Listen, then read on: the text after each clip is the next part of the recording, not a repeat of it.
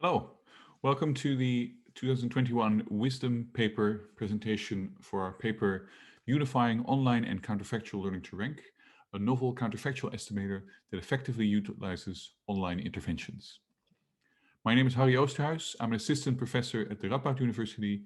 This is work that I performed as a PhD student under the supervision of Professor Maarten Rijke from the University of Amsterdam and Ahold Delhaize. Let's get started.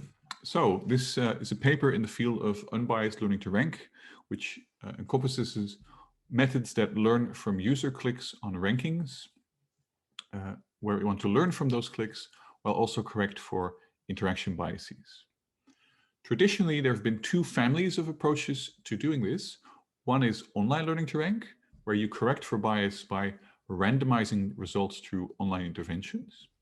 With an online intervention, we mean the method gets to decide what's being displayed to the user. The other family is the counterfactual learning to rank methods.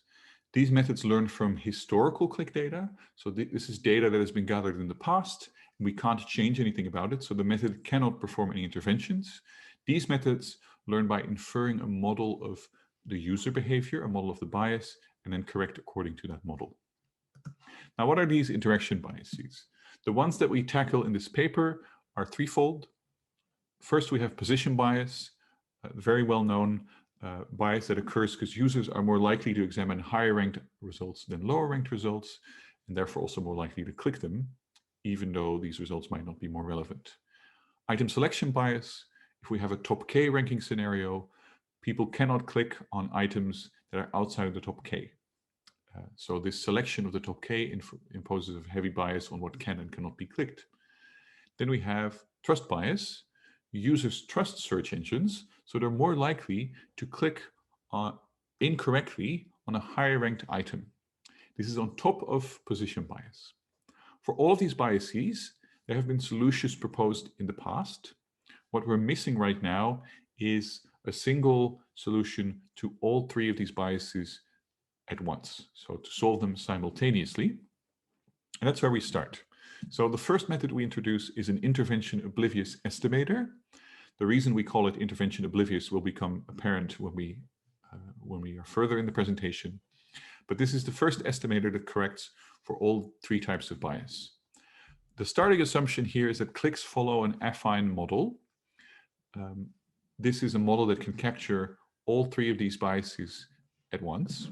So for an item D or a document D displayed at rank K, we have the probability of a click on D displayed at rank K is alpha K, which is some parameter of the model specific to the rank, times the probability of relevance of this document. So how likely is the user to think this is a relevant document or item, plus beta K. So another parameter, and this models the users that click on a rank not because it's relevant, but because they trust the search engine. Whereas alpha models the correlation between the relevance and the click probability. Okay. What we show is we basically combine the previous solution for item selection bias and for trust bias by conditioning the click probability on the logging policy. This is very straightforward. So we have the probability of a click on item D under logging policy pi. We sum over every possible rank, and then we take the probability that this policy is going to display the document at this rank times the click probability at this rank. So it's basically an average over a weighted average over all of the ranks. And what we get here is some expected value alpha. So this is the expected alpha value under the logging policy for document D times the relevance on D of D plus the expected beta value for this document under logging policy pi.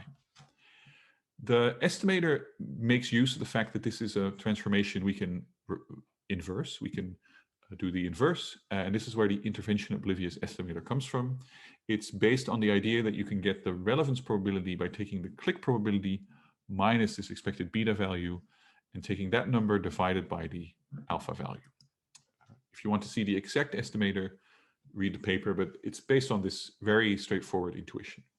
Okay, we have an estimator that corrects for these three types of biases, but it's still a counterfactual estimator in that we assume no online interventions take place. It still works if an online intervention takes place, but let's take a look at an example to see what happens when this occurs. So in this example, data has been gathered using 2 logging policies, and these logging policies have been deployed in 2 different periods of time, equal periods of time. So the first amount of data is logged under policy 1. The second amount of data is logged under policy 2. So we have the same, we have an equal ratio between these policies, the same amount of data under 1 and 2. However, they treat documents differently. So policy 1 gives document D an expected alpha value of 0.1 and D prime an expected alpha value of 0.5. That means that the clicks on D prime are much more heavily correlated with the relevance on D prime, whereas the clicks on D are much less correlated with the relevance on of D. So the click signal is less biased for D prime than for D with respect to the relevance. This means that D has an unfair advantage on policy 1. For the sake of simplicity, the beta values are 0 here. The same goes for policy 2. We have the beta values at 0 so that it's easier to follow. But on policy 2, the alpha values for D and D prime are the same. They're both 0.5. So policy 2 actually treats these documents similarly, and they have the same, they get the same exposure basically. So they have the same correlation between clicks and relevance. Now, there's an online intervention in the start where, in the middle, sorry, where policy 1 is replaced by policy 2. And that means that the clicks before that moment are treated differently than after that moment by this estimator. So before, in the first period under logging policy 1, policy D gets a weight, clicks on document D get a weight of 10, whereas clicks on D prime get a weight of 2. This is to compensate for the lower correlation on between clicks and relevance for D. On the second period of time, clicks that occur there get the same weight because they're both gathered under logging policy 2, which treats them the same way, gives them the same amount of exposure. So this is unbiased. If we gather enough data with this procedure, with this one intervention in the start, in the middle, we will converge on the true relevance and we can estimate a real ranking metric. But we didn't like this. We found it unintuitive that in the second period of time, both of these documents are treated the same way, despite that if you look at the entire period of time where you have both periods, we know that D has an unfair advantage. But that's only being corrected in the first period of time, not the second period of time. And this idea that clicks are treated differently when they're gathered at different moments in time, it doesn't sit well with us.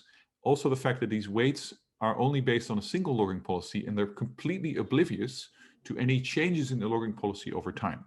So what we wanted to do was to create an estimator that is aware of these changes, that does change its weights according to all of the logging policies and not just a single logging policy. And this is what we introduced this an estimator like this with the intervention-aware estimator. So we start with the idea that the logging policy can be updated during the gathering of data. So we have capital Pi here, which contains all the logging policies separated per time step. So we have for time step 1, we have policy 1. For time step 2, we have policy 2, etc. So for each interaction, each query, we know which logging policy was active. What we can do then is we can condition the click probability on the set. So before we did it on the policy, but now on the set. This change is very straightforward. So here we have the click probability for document D under the set of logging policies. We basically take the average over all of these logging policies, and then per logging policy, we calculate the click probability conditioned on the logging policy. Right, so this is the same as for the previous estimator, but now we average over them per logging policy. Very straightforward change. Again, we get the expected alpha value, but this time conditioned on D and the set of policies times the probability of relevance, plus the expected beta value for D and the set of policies. Right, again, we can easily build an estimator here because we can inverse this formula. We can inverse this transformation. So we can get the probability of relevance by taking, again, the probability of click minus this expected beta value divided by this alpha value. So the change seems to be very small, but if we look at this example, what's really happening here now is that instead of having different weights per logging policy, we have one weight based on, per document based on all of the logging policies. So a click on document D gets the weight 1 divided by the expected alpha value conditioned on this set of policies, which in this case is 3 plus 1/3. A click on document D prime gets a weight of 2. So now we have a single weight based on all of the logging policies that corrects for the biases that we have here. So it's completely unbiased. The difference is there's only a single weight per document based on all of the logging policies. We're not treating clicks differently depending on what logging policy was used when it was collected. One reason why you want to do this is for variance. So these weights are always going to be equal or less large, the inverse weights, than the weights of the previous model. So for example, here we have a weight of 10, and now the max weight is 3 plus 1/3. Why is this important? Because large inverse propensities cause a lot of variance in inverse propensity scoring. So we expect a lot of variance reduction. Let's take a look at the results. What we did was semi-synthetic experiments where we have a real-world learning to rank data set, but we simulate user clicks using, in our case, an affine top 5 click model. This is based on parameters learned from real user data on Gmail and Google Drive by previous work. We do both online and counterfactual experiments. I'll walk you through them right now. We start with counterfactual comparison. So this is a counterfactual setting. We have 4 counterfactual estimators here that are applied counterfactually, so no interventions. The number of queries issued on the x-axis, the NCG on the y-axis, higher the better. And we see, unsurprisingly, that the intervention-aware estimator is better than the affine and the policy-aware estimator because it's the only one that's unbiased here. This is not a surprise. Intervention-oblivious is equivalent if there are no interventions, so we don't show it here. That's the same line as the red line. So that's nice. What we also see here is that the intervention-aware estimator can't find the optimal model after 100 million queries. This shows how hard this problem is in this setting because there's a lot of item selection bias and a lot of trust bias and position bias. Right, so counterfactually, it's theoretically proven to be unbiased, but we don't have enough data to get the optimal model. We make one change. We allow these methods to update the model 50 times, spread evenly on the logarithmic scale. So they update the model 50 times. That means the logging policy is replaced with what they think is the best model. And what we see is that now the intervention-aware estimator only needs 1 million clicks to find the optimal model, to approximate it, which is much faster than before, at least 100 times less data. All the methods actually benefit from interventions, but what's very interesting is the intervention-oblivious model, while performing better on average, if you look at the shaded areas, it's a 90% confidence interval, we see that there's a lot of variance added. So actually, this method becomes quite unreliable because there's a high probability that actually your performance will go down instead of up if you apply these online interventions. In contrast, the intervention-aware estimator has a low variance and converges at a higher point. So it learns faster and more reliably. What we can say here is that interventions have a very positive effect on learning from click data. It really helps these counterfactual estimators. But to really get the most of it, you need an estimator that takes them into account. It's not just that the interventions help, you need to take into account the effect of the intervention as well. All right, we also looked at online methods. I want to focus here on pairwise differential gradient descent. That's this blue line over here. It performs an intervention at every single interaction. The red line is the intervention-aware estimator performing 100 interventions. So here at the end, we have 10 million updates by the pairwise method, but only 100 by the intervention-aware method. What's really striking is that after about 20,000 queries, both of these methods have the same performance. The performance here is almost indistinguishable. So we have performance comparable to state-of-the-art online learning to rank, even though the method is not run fully online. So the overhead is much lower in practice. So that looked really striking. We wanted to see whether this could also be done the other way around. Can we take pairwise differential gradient descent, run it counterfactually or with less interventions, and get really good performance as well? Turns out that that's not the case.